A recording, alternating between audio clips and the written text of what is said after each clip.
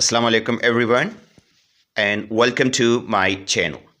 Today we are going to learn a very important topic of English grammar, and that is main clause. Main clause is very simple to understand. If you understand this, your sentence writing will become much better. So let's start our video with the definition of main clause. A main clause is a group of words that has a subject and a verb and gives complete meaning.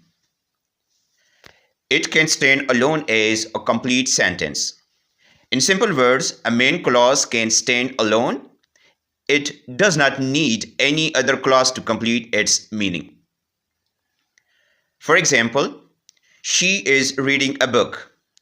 Here in this sentence we have a subject and a verb, and it gives complete meaning, so it is a main clause.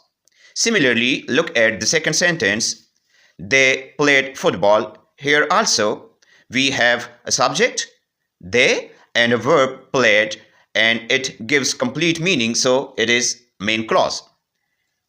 In the third sentence, I will call you tomorrow, we have the subject I and the verb will call, so it is a main clause.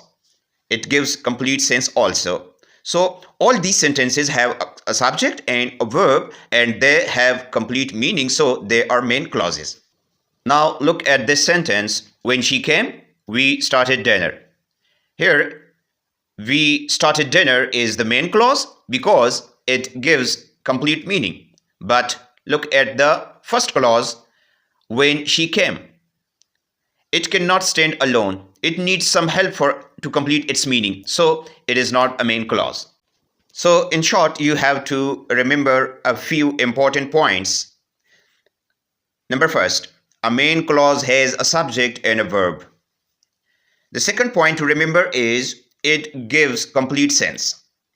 And the third one is it can stand alone as a sentence. So it was all about the topic, the main clause. If you have any question related to this topic, you can ask me in the comment section. Thank you for watching. Allah Hafiz.